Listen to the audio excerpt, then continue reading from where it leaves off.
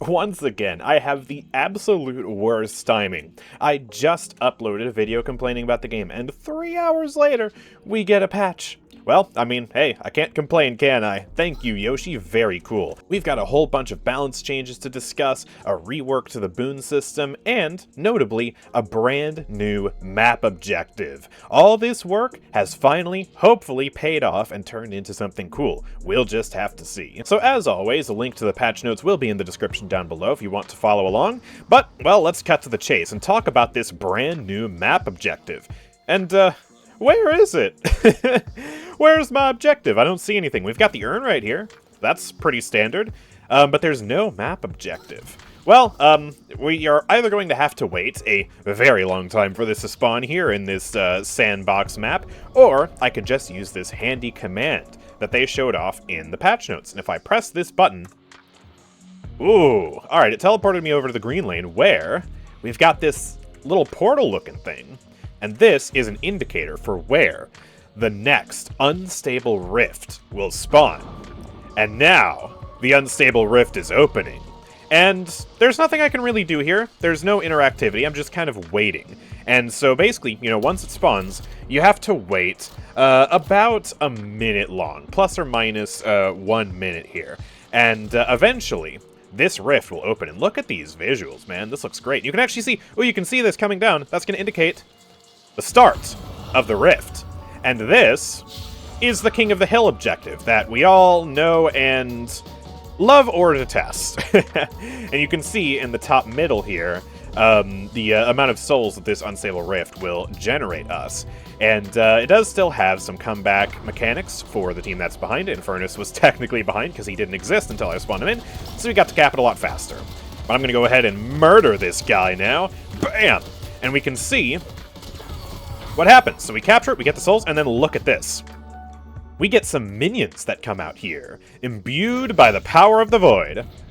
Looking pretty cool. A little one note, a little monotone. But these guys will push up the lane and fight for us. And they are, as you can tell by their absolutely massive size, they are considerably more powerful than regular troopers. They have more health, they deal more damage, and they are just stronger in every way. But they do not net the enemies any souls for killing them. So you don't have to worry about capturing a rift and then feeding the enemy's souls. So they are just pure lane pressure for you if you win the rift. So, yeah, this is just a brand new objective, and it'll spawn basically once every 7 minutes after the 12-minute mark in the game. So this is basically taking the place of what that King of the Hill urn used to be. It's just an additional thing you can do on the map. And it's not quite an objective that's just for its souls. It's not a pure soul-generating machine, but it is something that can give you more pressure, and it gives you something to fight over, which, you know, sounds pretty nice, and it alleviates a lot of the pressure that previously existed around the urn, which, as you can see, also still exists. And also there's an indicator, kind of nice to let you know where the urn's going to be dropped off now. So the urn has gotten some changes too, and for some reason it appears to have moved? Where are you going?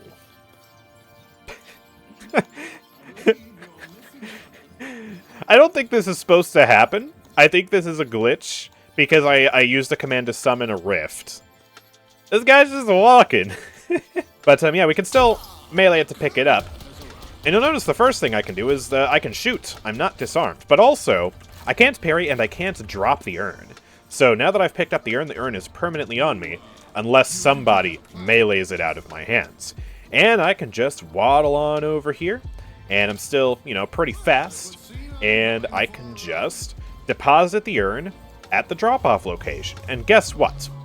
We're back to instant drop-off, and then all of the souls, every single one, will be deposited in these orbs that you have to shoot to secure. So, very similar to the old urn, but there are some key differences. So again, you can no longer manually drop the urn, you are forced to hold on to that urn. And on top of that, the urn's bounty value will start decaying 45 seconds from being picked up. So if you hold on to the urn for too long, it will start losing value. This is another thing that's meant to prevent holding the urn hostage for as long as some teams have been known to do it in Deadlock here. And once the urn bounty starts decaying, it will permanently decay over 45 seconds, and then after another 45 seconds are gone, the urn will just despawn. It'll just be removed. There will be no more urn. So, yeah, you gotta be careful for holding on to the urn for too long, and you want to make sure that you turn it in decisively and quickly. Another thing you'll notice is that there is no comeback spawn or drop-off location for the urn. I am substantially wealthier than this Infernus, and the urn is still spawning in neutral territory. And this is because the urn is no longer the team-based objective that it used to be. The urn bounty when deposited is worth 250 souls plus 70 souls per minute, but it's for just the urn runner. It still has the comeback bounty component, but this is a selfish objective now. This is something that you're going to want to try and turn in if you're your team's carry. So like, I'm playing 7, I want to think about delivering this urn, because I drop it off and then bam! I get all of these souls just to myself. And, well, if someone else comes in and shoots the orbs, then they will get a portion of these souls. So, if another ally secures them, they basically just share that bounty with the Urn Runner. It gets split between them. And obviously, if an enemy comes in and steals, they get those souls for themselves. The Urn Runner also gets +4 permanent golden statue buffs on deposit, basically equivalent to a Sinner's Sacrifice. So the Urn is a glorified, stronger Sinner's Sacrifice now, you could kind of think of it as. The Urn is also now louder when it talks and is easier to hear by nearby enemies. So you have to be careful bringing this close to the enemies because they will be able to hear where you are, and that's important because you're no longer actually revealed when you're doing the urn. So you can pick up the urn, deposit it, and if you're careful about your positioning on the map, no one will be any bit the wiser. So it's a little bit more of a stealthy objective now, if you will. And one last thing as well is that it's back to spawning once every 5 minutes. So 10, 15, 20, 25, etc. But let's talk about these fancy rifts some more. So there are a few more things you need to know about this. First of all, the Unstable Rift's comeback bonuses, resists in the area, extra comeback bounty, and trailing/leading team claiming timer all now scale linearly based on the amount of net worth that they are trailing. So it's no longer an all or nothing ordeal, which I think is absolutely excellent. If you're behind by a little bit, you'll get a couple of resistances and a couple more souls. If you're behind by a lot, you'll get the full value of the resists and the souls. And so this makes things just a little bit more gradual and a little bit more smoother. I don't like these harsh penalties, and so this feels absolutely fantastic to me. And notably, the same also applies to the Spirit Urn, so gradual, linear scaling of that as well. Oh, and check this out. This is also true for the amount of Rift Troopers that are spawned. So if I let this Infernus summon the Rift, look at all the... Oh my god, that's a lot of troopers! Wait, are these guys just gonna kill me? Oh, these guys do so much damage! Oh my goodness, look at all those troopers. That's a little spooky, and if I just splatter them with like a max splatter, no items... Oh, that barely makes a dent. Oh boy, wow, they're flying! So, yeah, this is a pretty nice objective. If you're behind, for the sake of these troopers, you spawn so many troopers, and if you win that, you're gonna have a much easier time pushing the Walker. Let's watch these guys actually take on the Walker. I want to see how much damage they do to it. We have a massive army approaching. And this is without the regular lane troopers, by the way, because I'm just on an experimental map. Oh, I'm gonna die. I'm gonna die. Oh, that was risky. Okay. Dude, these guys are chunking it. This is at 12 minutes, by the way. Just regular 12-minute Walker resist. Oh my goodness. And they're tanking the Fireball? These guys are a threat if you do not kill them. You're going to need a 7 or somebody with some really good AoE to just take these guys out. If you let the team that's behind get these troopers. This is actually kind of cool. This is... honestly, this is a really good comeback mechanic if you're behind. Like, these guys are strong. Holy crap. Also, these guys get even stronger as the game goes on, so per Rift event, they will actually get 20% more extra health and damage. So the first wave of troopers is 100%, then 120, 140, etc. Now, the Unstable Rift obviously still gives its souls to everyone on the team as opposed to just one person, because it is more of a team-based objective. All the players in the Unstable Rift zone are revealed on the minimap, and the bounty of the Unstable Rift has been increased by 35% to account for the 35% loss with no Urn Runner bounty. So the overall objective bounty is unchanged, but it's an all-or-nothing ordeal based on who actually wins the Rift. There's no multi-component thing where whoever turns in the urn gets a percentage of the souls, and then whoever wins the King of the Hill event gets a percentage of the souls. But yeah, I have to say, this thing looks pretty cool. And also, do these guys have a healing factor? I think they might have like some passive healing going on too. These guys are... Look at them go. Oh my goodness. I'm just gonna let them do their thing. I mean... we have lost a few of them, but These guys are enduring, and they are so strong, man. That looks really cool. But now you may be wondering, with all of these extra souls, with an entirely new map objective, how is AP going to work? Are they going to rework the boons to try and even that out and account for all the souls that we're getting? Well, yes. And as you'll see later, they're also reworking a lot of the bounties for many of the different ways you can accumulate souls in this game, and spoiler alert, most things are getting nerfed to account for this new reworked boon table. So on the left, we have the old boons, and on the right, we have the new boons. And you'll notice a couple of things right away. First of all, on lane, you get 1 extra AP before you finally unlock your ultimate at 3,200 souls as opposed to 3,000 souls. So you unlock your ultimate later, but you do get another ability point to use before you do. And also, the scaling has been smoothed out to the point where you actually accumulate a lot more AP faster in the early game. So you can see here this blue line. This indicates how many souls you have and how much AP you have. So at 10,000 souls previously, you would have 11 AP. Now, at around the same value, 10,100 souls, you will have 13 AP, which is pretty splendid. And again, for 20,000 souls here, previously you would have had 19 AP, now you have 22 AP. So you generally just get more AP sooner on in the match, but then take a look what happens after the 22 AP mark. Things start accelerating very quickly, and we're back to having max boons later in the game. So this ramps up and up and up, and then eventually you unlock all your AP, all 32 AP, at 48,600 souls, whereas previously it was 40,000 souls. So this is going to basically mean that you get the majority of your build online by the mid-game here at 20,000 souls, but then to really achieve maximum power, the game is going to have to go much later. Which, I mean, you know, later games usually tend to mean that there's more of an opportunity for the game to flip to the team that's behind or have a real back and forth. So this honestly will hopefully be pretty fun. We'll see if that actually bears out or not, but let's talk about the other changes here now. So health per boon has been reduced by 5%, everyone is just a little bit easier to kill now, and all ultimate base and upgrade cooldowns were nerfed by 15%, so everyone gets their ultimate 15% slower. Rest in peace Ult McGinnis build, I guess. You're getting hit with another, this time sort of indirect global nerf. And also, we have a rejuve nerf. The buff duration has been reduced from 4 minutes to 3 minutes, so you have to be a little bit more decisive and a little bit faster pushing objectives with your rejuvenator. The respawn ramp has also been slightly adjusted, so instead of ramping up from 8 seconds to 30 seconds from 5 to 19 minutes, it now ramps up from 8 to 35 seconds from 5 to 20 minutes. So, you know, a pretty small change ultimately, but I assume this just makes it feel a little bit better. But now let's talk about these souls. So Guardian Bounty has been reduced by 250 souls. Walker Bounty has been reduced by 500 souls. First Blood Bounty has been reduced by 25 souls. Base Kill Bounty has been reduced by 50 souls, but it still ramps up to 2200 at 40 minutes. So kills early are just a little bit less valuable. Trooper Bounty has been rescaled, and in a nutshell, you get less souls from troopers before 20 minutes, more souls after 20 minutes. Trooper Bounty ratio in the deniable flying orb has increased from 40% to 50%, so it is more important that you deny souls from the enemies, you will get more money from that. And in the early game, the minimum unsecured souls allowed to drop has been reduced from 150 down to 50 plus 5 per minute.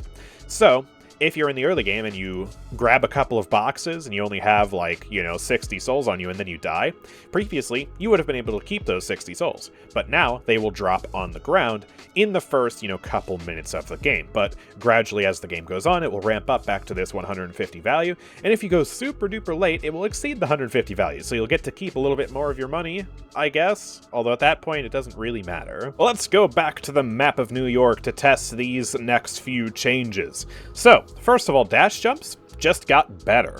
So the input window has increased by 0.05 seconds, from 0.2 to a quarter of a second duration.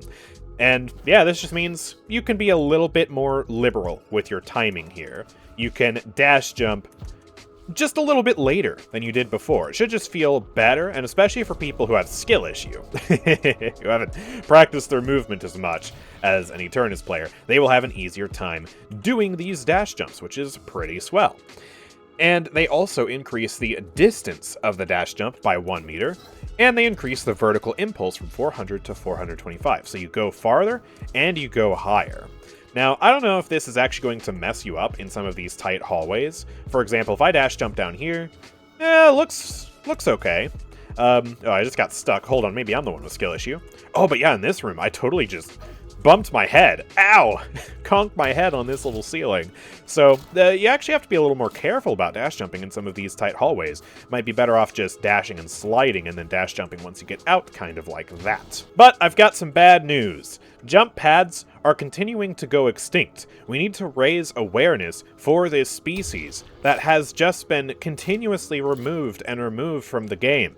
Yes, that's right, we have another jump pad victim in this update, and, well, I kind of spoiled it a little bit, it's this jump pad right here.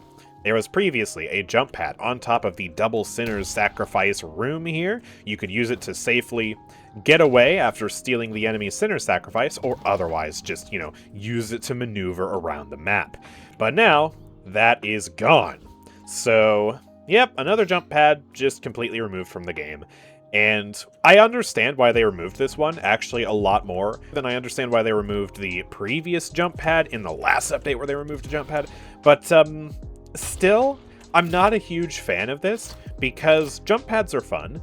And at this point, I do feel as though they've introduced enough counterplay to jump pads by shooting enemies off of jump pads, stunning them, making them drop to the ground, for them to be a fair mechanic. It's risky to get on a jump pad in combat, and if you're being chased by somebody here, you're taking a huge gamble by using this jump pad. So I don't really...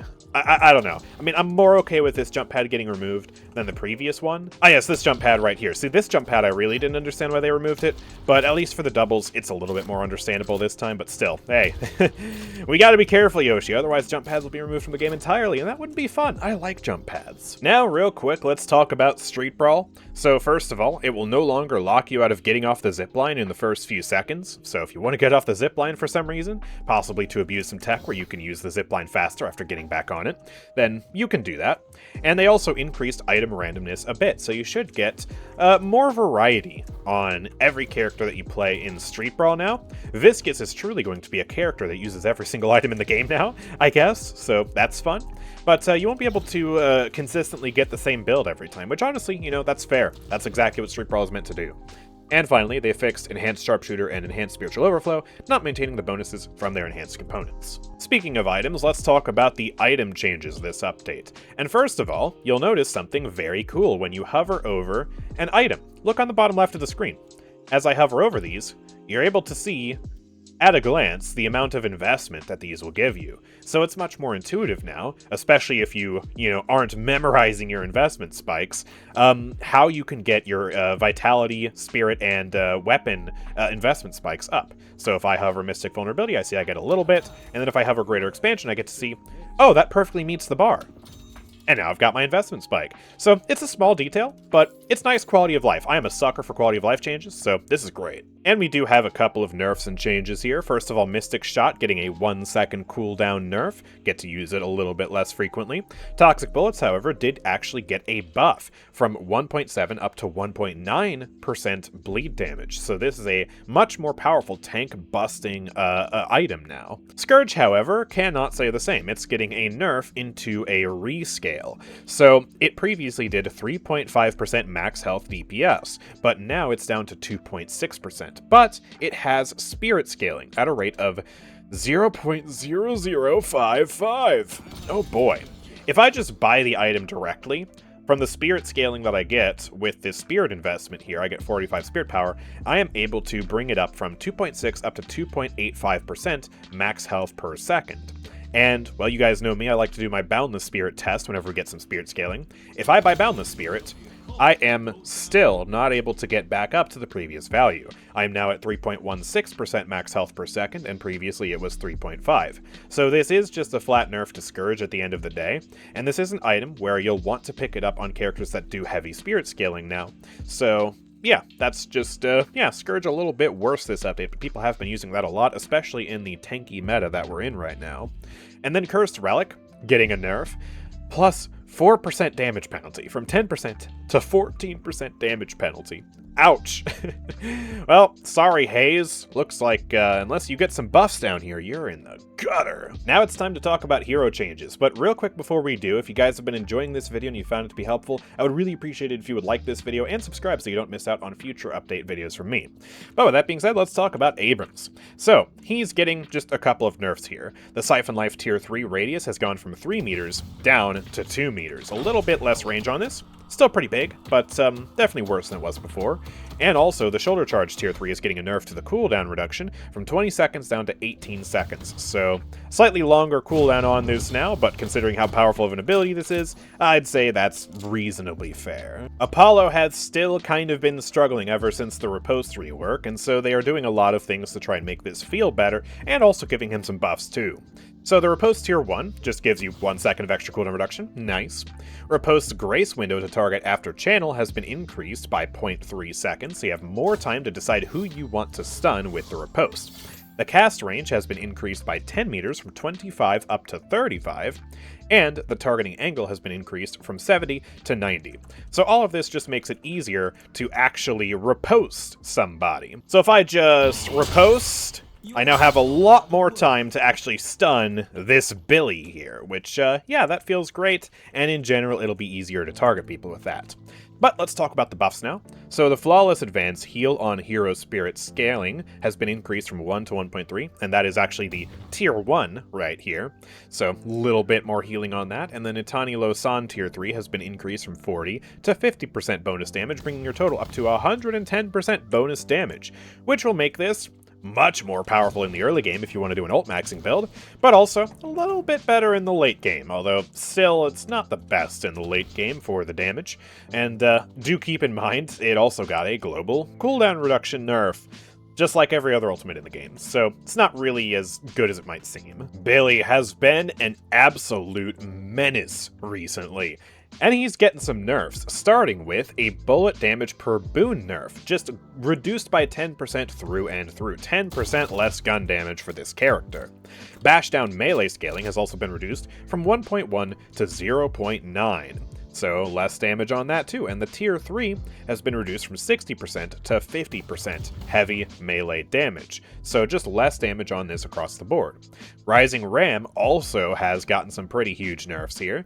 The Tier 3 max HP damage has been reduced from 10% down to 8%, but the Spirit Scaling has actually been increased, so you break even at 111 Spirit Power, and if you choose to go Spirit Billy, which is not something I see too often, then you could potentially get more damage on this now, if you are actually able to get enough spirit power, which is quite the chore. I mean, this is giving me a lot, but we're still not quite up to parity. Actually, wait, yes we are. Never mind. Okay, that was a lot easier than I thought. You get a Boundless Spirit, you're up to 11%, which is more than he had previously.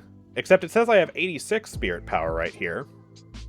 So I think the patch notes might have lied about the break-even points, because this is just better. If I get even more spirit scaling, let's get a surge of power on that. We're up to 12.4%. They might have miscalculated here. I'm up to 94 spirit power. Obviously, I have some imbued spirit power on this, but like, we are getting a lot of damage.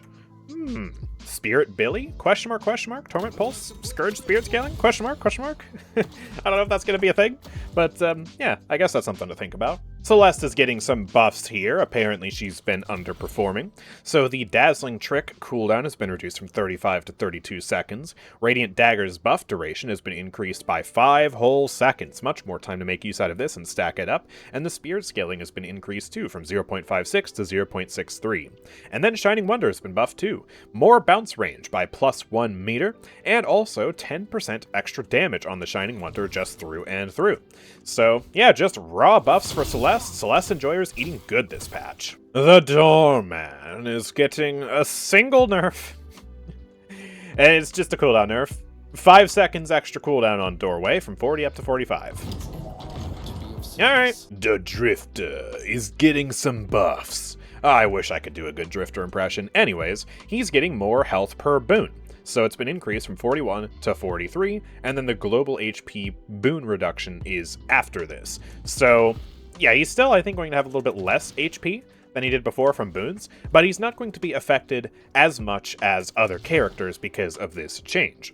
And then Rend is also getting slightly faster. So the cast time has been reduced from 0.5 to 0.4 seconds, and the post cast time has been reduced as well by the same value. So this is just faster. You get to slash people faster, and then you get to do other things after the Rend faster. So that feels pretty good. Rend Tier 2 has also gotten a little bit more cooldown reduction from 7 up to 8 seconds of cooldown reduction, so it's now just an 8-second cooldown on Rend. And then Blood Scent getting some buffs too to its upgrades. Tier 1 has been increased from 2 meters to 3 meters of movement speed when near an isolated enemy, and the Tier 2 has increased the heal from 18% to 24% missing health heal. So pretty big buffs over here to the Drifter. He's going to feel much better to play this update. Dynamo is getting a single buff. Rejuvenating Aura Regeneration increased by 5 health per second. Okay. Grey Talon getting another set of nerfs here. Valve finally realized that maybe buffing Grey Talon consistently for more than half a year straight might lead to this character being a little strong. So they nerfed the cooldown of Rain of Arrows again from 23 seconds to 25 seconds. So yeah, that is actually pretty poor uptime now. And well, let's just do the test. So if we max this out, we're looking at a 13-second cooldown with a 4-second duration. And if I go ahead and pull out this Gun Talon build, which gets both compressed cooldown and duration extender. So we go up into the air and we fire our arrows. Pew, pew, pew, pew, pew. Yay, I killed Billy. We fall back down to the ground. And oh boy, we've got to wait a little bit. I accidentally landed on the bounce pad, bounced, still got my kinetic dash, and then I finally get to go up into the air again.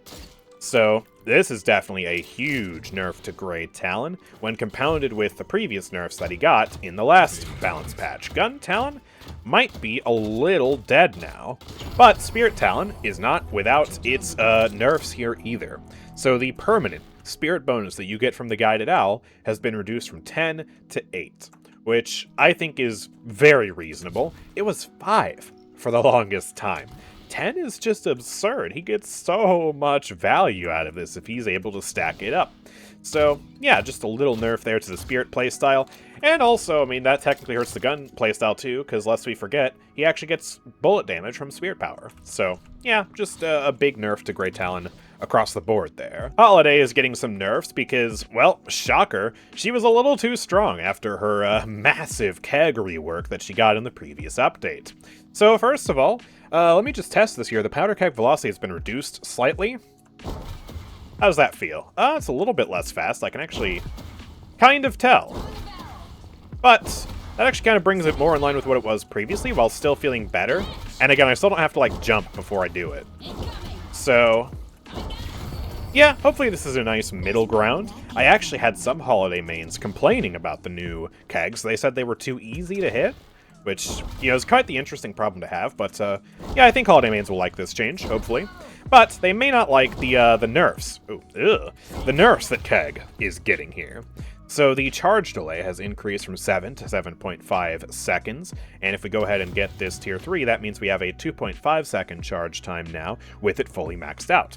And speaking of maxing it out, we have lost a lot of damage here. So the spirit scaling has been reduced from 1.4 down to 1.2. If I remove the tier 3, you can see that in action, so less damage on that. And the tier 3 has lost 20 damage from 100 down to 80. So these will not be hitting nearly as hard. Got 164 damage there. If I go ahead and just get some items here, Surge of Power on the kegs, give myself some boons. 450. 364 there, 363. So that's 360-ish without the Quicksilver reload. I mean, that's still, it's not terrible, but that is definitely much lower than it was before. Haze getting some very moderate buffs here. So Sleep Dagger Tier 1 gives you 2% extra bullet resist shred, up to 10 now. Tier 2 Sleep Dagger also gives you 1 second of extra cooldown reduction, so you get to use that a little bit more frequently. And then the Tier 3 Smoke Bomb gives you 10% extra life steal. So those are the Haze buffs. I don't know, am I crazy? I feel like Haze is a little weak. And I also feel like, you know, with the curse nerf, because, you know, some people like getting curse and then cursing people into her ult. And also the global ult nerfs, meaning that her ult just has longer cooldown now. Like, I feel like Honestly, she might even be net weaker this update. And I don't feel like she was particularly good to begin with. Am I crazy for that? Let me know what you think in the comment section down below. But I just can't see myself picking Haze over Wraith, like, at all in the current meta. Like, she just feels so bad. Hey, check this out. Ivy is getting some buffs. So the Entangling Thorns Spirit Scaling has been increased from 0.44 to 0.55. Very nice. Kudzu Connection Replicated Healing Boon scale. Kudzu Connection Replicated Healing per Boon scale is increased from 0.5 to 0.85. Are you kidding me? What does that look like at max Boons? Just out of curiosity. 65% replicated healing. Hello. Okay. And airdrop cooldown reduction, when used on allies, increased from 25% to 30%, which actually kind of offsets the nerf that every ultimate is getting this update. So, yeah, hey, Ivy just getting some nice changes here. Feels good. Oh, yeah. The Lash is getting buffed, and Bebop got nothing. This patch is amazing.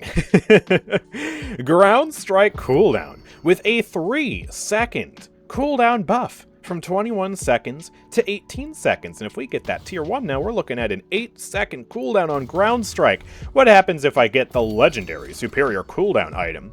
Oh, 6.4 seconds. Bam! Dude, I hardly have enough time to get back up to the high ground before I get to slam again. Like, let me just waddle over here. 3, 2, 1, and again. Oh, that is amazing. That's gonna feel so good. And also, Yoshi has answered my prayers, kind of. The flog angle has been increased from 30 to 38 degrees here, meaning that it's much easier to hit the flog, much more consistent in the early game before you get that tier 3 upgrade online. Which is great, because, you know, I've mentioned it before. Lash is a character who doesn't really have to aim. You don't need to aim for the grapple. The ground strike is an AoE, and then his ultimate is also like, you just look in their general direction, you pick them up. So it kind of didn't really feel right to me that the flog had to be aimed. And especially when you consider the fact that once you get it to the tier 3, you don't have to aim it anymore. Like, I can get the tier 3 here, and actually it stacks with this buff. Now we have a 78-degree attack angle, and look. Like, I can hit it like that. So, yeah, I think this is just a good change. Lash is just gonna feel really good. I'm gonna go play some Lash, man. This looks incredible. Uh-oh, Mina is getting some buffs. Ugh, I'm scared. Rake missing health as damage increased from 5 to 6%. This is going to be much more consistent at killing minions, and the occasional player too. Sanguine Retreat tier 3 now also increases the range by 3 meters. Pretty long bats you got here, Mina. And some people like putting Mystic Expansion on the bats too, so if we stack that with this tier 3, dang, we just go. Like, ooh, we got some range on that. That is some ability right there.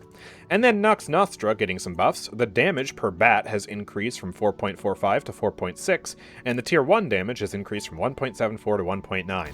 I know that sounds ridiculously tiny, but when you consider how many bats she has, this is actually a pretty substantial increase in power. So, yeah, this is just gonna hit a lot harder. Although I still didn't even kill the Billy. Ugh. Man, I hate this character, but she will feel better to play this update, which terrifies me. Mosif and Krillium, Mohammed and Kareem are both getting some buffs here. So the Sandblast is getting some love with its upgrades. The tier 2 has increased the slow from 25 to 30%, and the tier 3 has increased the cooldown reduction from 20 to 25 seconds. Now just a 15-second cooldown on Sandblast. And you get more health from combo now. So the health per kill is increased from 30 up to 40 at base, and from 1 per boon to 2 per boon. Oh, we're just doubling that, aren't we? Okay, so max level. How much am I getting from this? 110? Oh, that's okay. That's pretty neat. Okay. Do with that information what you will. Paige is getting a lot of changes here, so if you're a Paige main, pay close attention. First of all, she is getting a health buff per boon from 29 up to 33. Unlike the Drifter changes, it doesn't say if this happens before or after the global nerf, but regardless, it means that once again she's another character who isn't affected by the global boon nerf as much as the rest of the roster. But then Bookworm, its upgrades are getting completely changed here.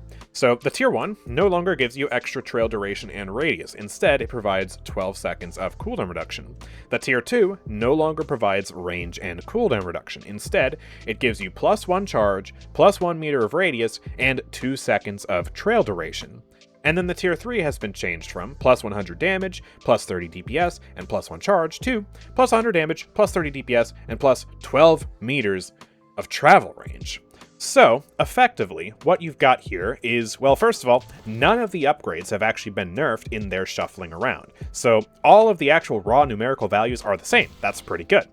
And, yeah, well, in the early game now, instead of having the ability to just have a bigger trail, you will instead have much more bookworms in the early game here. So that's pretty nice, and once you upgrade to the tier 2, you get to spam them much earlier into the game. The tier 3 is still your big damage spike, and then it just has this brand new component where it has a much longer travel range. I'm curious, if I just throw this here, like, how far does that go? Oh, I was actually able to completely hit the Billy from all the way over here. That is pretty cool. And if we get greater expansion, how big is this? Oh my gosh, that's actually kind of absurd. So, if you're someone who loves using the bookworm as a damage tool, massive AoE disruptor, yeah, that's pretty good. I mean, that's pretty good now. Just straight up more power, and you get a lot of important things a little bit earlier. So, that's cool. Now, let's take a look at the other upgrades. So, plot armor, also getting some changes here. Tier 1, fire rate spirit scaling, has been increased from 0.13 to 0.16, and the Tier 3 has increased from 75% barrier to 100% barrier effectiveness on all your allies. If I put this on this guy, he gets just as much barrier as I, the Paige, do. So that is also very powerful. Rallying charge also got some changes, so it is now properly counted as a miss for the 50% cooldown reduction if the only thing that was impacted were non-heroes. So, I guess you can do this. That didn't even hit them. I guess, can it not do damage to these camps? I guess not, so it's just... Alright, so you're just not able to, like, damage anything that's not a hero now, basically. So no damaging troopers either, I imagine. But then obviously I got my cooldown reduction, because, you know, I didn't technically hit these. Oh, you can still damage troopers. Let me see if that affected the cooldown or not, because I had cooldowns on. So if we just chuck this out, 220-second cooldown, down to 100. So, okay, it is working properly now. So you get the cooldown reduction more consistently if you totally whiff your ult. And then, they also increase the amp on the Rallying Charge Tier 3 from 50% to 70%. So if you're able to somehow snipe with the Paige ult, it's going to be pretty powerful. So let's just use this from a distance. Wha-bam! Woo! That was like 500 damage over there. Alright, that's pretty good. That's pretty good. So, yeah, a lot of big Paige changes here. Paige getting a lot stronger this update. Maybe give her a try if you haven't been playing her, and if you're a Paige main, well, enjoy all of these buffs. Paradox is getting some interesting carbine changes here. So, the Kinetic Carbine Tier 2 will now increase the movement speed spirit scaling that you get from 0.13 up to 0.19. So you get to move a little bit faster with that. And then the Tier 3 increases both the minimum and the maximum damage of your Kinetic Carbine here. So if I just throw it out like this, I'll be doing more damage with that upgrade than without the upgrade. So that's pretty neat. Overall, it will be a little bit more powerful, but just not in the way I would expect this to be buffed. Man, Pocket mains just keep catching strays with every single update. So, Pocket's bullet damage per Boon has been reduced from 0.16 to 0.14, and the Flying Cloak Tier 3 has been nerfed again. A little bit less cooldown reduction on that. Now you have a 14-second cooldown with the Tier 3. It's been nerfed from 12 seconds to 11 seconds of cooldown reduction. So, yeah, man, sorry Pocket, this kinda sucks. So Rem is getting a couple of nerfs, as well as a little bit of a shakeup to the little helpers. So first of all, Tagalong is just getting a little bit worse. The healing per second spirit scaling has been reduced from 0.66 to 0.4. That's actually pretty substantial. And the missing health spirit scaling on the Tier 3 has been reduced from 0.02 to 0.016. So you are losing about 20% of your effectiveness on that, and even more on the base healing per second spirit scaling. That is pretty tough. A lot less healing on this character. Never thought I'd see the day Rem actually gets nerfed, but here we are. But now let's talk about the Lil Helpers. So the base spirit resist on the Lil Helpers has been reduced from 15% down to 12%. A little bit worse. And then the upgrades have all been changed. So the Tier 1 has been changed from +1 helper to +1 helper and plus 1.5 meters per second of movement speed, and that's of course the buff that you give to your team. And then the tier 2 has been changed from the movement speed buff and 8% spirit resist to +1 helper and plus 15% trooper damage and resist. And then the tier 3 has been changed from +2 helpers and plus 20% trooper damage and resist to +1 helper and 15% spirit resist for your allies. So, in a nutshell, the rate at which you get little helpers has been smoothed out across all the upgrades, which I think is a fantastic change. And they also generally reduce the effectiveness of the troopers. The tier 2 upgrade is 5% less powerful than the tier 3 upgrade used to be for their damage and resist, but you get them online quicker, so, do with that information what you will. And the spirit resist in the early game is worse, but the spirit resist on your allies in the late game is substantially more powerful, from 8% up to 15%. So that is pretty neat, but the reason I switched to the map is because I want to test something very, very important here. So we're going to get a rift here, and you guys already know what I'm about to do. Man, these visual effects do look so cool, don't they? They never miss with the music. This is nice. Oh my goodness. Anyways, hello friends. Oh yeah. Oh, you absolutely can put them on the... Also, where did my helpers go? Okay, there we go. But you can absolutely buff these guys, and it actually makes them smaller? Huh. But it also, of course, will give them more damage and resist. Oh my goodness. Okay, let me test something real quick. Let me just spawn the goat. I want to see if I can kill these troopers. Like, I've got no boons or anything. Oh boy. Oh, that didn't kill it. Oh, I'm gonna die. I'm gonna die. That is so much damage. Okay, turn on no death. Okay, I finally killed one of them. I mean, bear in mind, I've got no boons, but oh my gosh, dude, these things are like absolute tanks. All right, let me get some stuff here. Point blank, slowing bullets, just get some gun damage, right? Just a little bit of stuff. How about now? Okay, now it's a bit easier to kill them, but man, that's still pretty strong. And the damage I took. 1,700 damage from troopers. Like, what the heck? You might not want to punch these guys, man. That's a little risky. Alright, now let's talk about 7. So he's getting some interesting changes here. Not really sure how to feel about it. The lightning ball charge delay, first of all, has been reduced from 7 to 6 seconds. So you get to use them a little bit more frequently at the cost of some thematic consistency. But especially with rapid recharge here, we are looking at 4.2 seconds between each charge of lightning ball. Not bad. Ball playstyle stays winning. I guess they just keep buffing my favorite 7 build. Thanks, Yoshi. But then also, the Storm Cloud here, it's gotten a strange change. So the time to expand has been increased from 1.5 seconds to 3.5 seconds. Look at how slow that is to reach the max value now. That's kind of strange. You barely even get to spend that much time at the max radius now. So, yeah, huh. I mean, that is worse. I didn't even know that was a lever they could pull with this ultimate, but they've just made his ultimate worse in that regard. But we're not finished here. So the damage interval has been increased from 0.25 to 0.3 seconds. The DPS is unchanged. So you basically just hit people faster in the ultimate now. And what this means is it'll be a little bit more consistent to upgrade or to apply escalating exposure as well as your other debuffs in the radius of the ultimate here. As you can see, we're really just stacking that up nice and super consistently.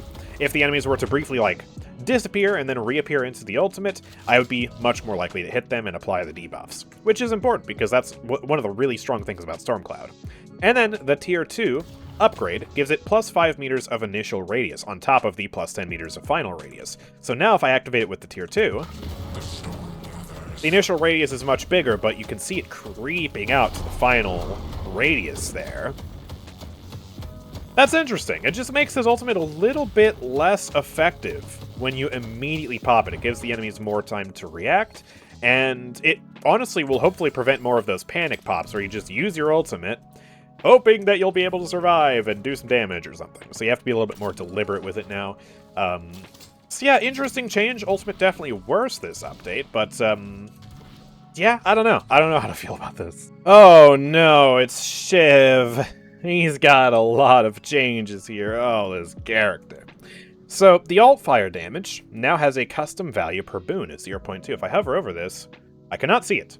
But indeed, he gets a different amount of damage compared to his regular base primary fire per boon. Now, I couldn't tell you what he got previously, but yeah, I assume this means hopefully he gets more damage on the alt fire now, especially because they're nerfing the alt fire ammo consumed per shot from 3 to 5. Yeah. 2 alt fires and you have to reload.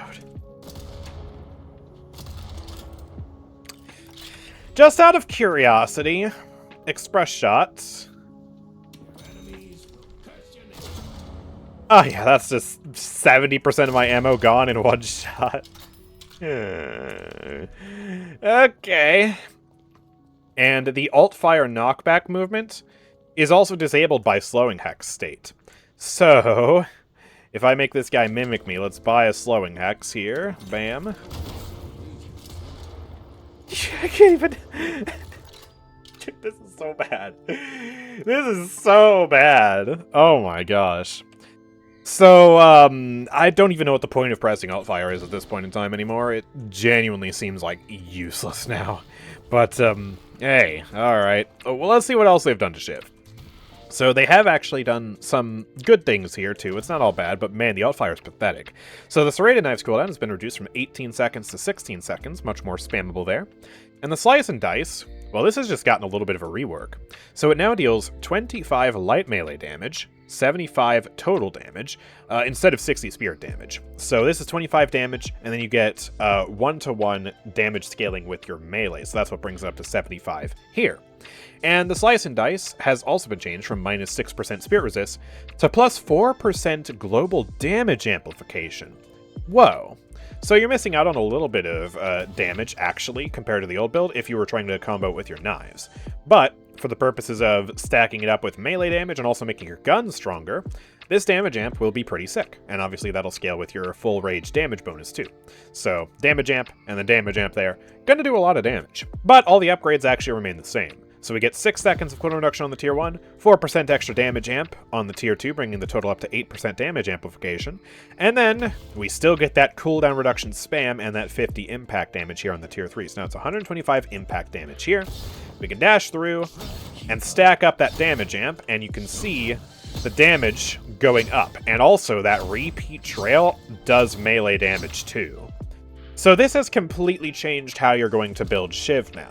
Because now, if you want to play around the slice and dice, you are going to build basically like a melee character. You're going to get point blank, you're going to get Hunter's Aura, you're going to get all these items that help you to deal more melee damage, and you'll stack it up with something like Life Strike for more melee damage, Spirit Snatch for more melee damage, and also that Spirit Power Steal, because the slice and dice will now proc those items, as you can see there. And we are able to deal some pretty heavy melee damage. And this melee damage is also going to be, in a lot of cases, more powerful than the previous spirit damage, because think about it. A lot of people build spirit resist, and if you get 1 spirit resilience, well, that's going to give a lot of damage reduction. Proportionally, melee damage is harder to counter.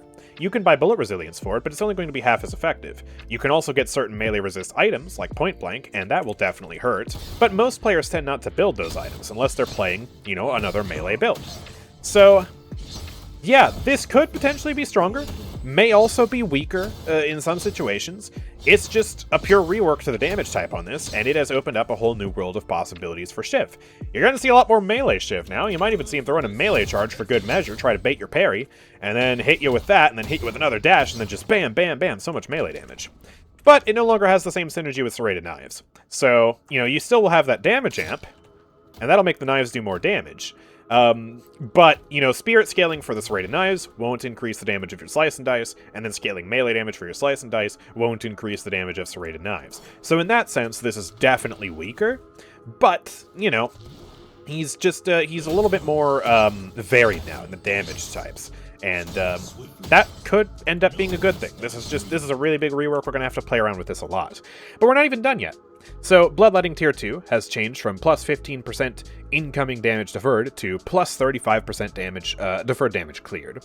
And then the Tier 3 used to be 50% deferred damage cleared, and now it's 15% incoming damage deferred. So you get that deferral a little bit later into your bloodletting cycle here. That is also, I would say, a nerf. And now for Killing Blow. Oh boy, this has got so many changes. So Killing Blow now deals damage to troopers and neutrals along the way. Killing Blow executing a hero now instantly fills the rage bar if it wasn't filled already. Killing Blow now has the tier 3 recast within 20 seconds on a hero kill as part of the base ability. Okay, jeez. So let's slice and dice through this guy a little bit. Throw a dagger at him for good measure. Execute. And so I get my rage, and also you see that Killing Blow recast thing right there. If I turn no cooldowns off, dash through him. Bam! And yeah, I got my Killing Blow back. So that is pretty darn powerful. My rage is burning. The Killing Blow full rage damage bonus has been reduced from 12% down to 8%, and the Killing Blow range has been reduced from 18 meters to 12 meters. So if you're using it for the dash component, it is significantly shorter. Killing Blow Tier 1 will increase the range by 6 meters, bringing it back up to the previous 18 meters. Tier 2 has increased from 10% full rage bonus to 16%, so that will also actually exceed the previous rage bonus that you had before the nerf. And then the Tier 3 has increased from plus 5% enemy health threshold to plus 10%. So now you can execute somebody if they are at 30% health or lower. That is pretty powerful. Give me a cooldown back here. If I just dash through this guy, hit him with one melee here. Okay, well I overshot the threshold, but now I can execute him. And yeah, I just can chain the cooldown. So this is a massive buff for Shiv, no doubt. Bam, execute him again. So yeah, you're probably going to see a lot more Shiv. It's probably going to be a little annoying.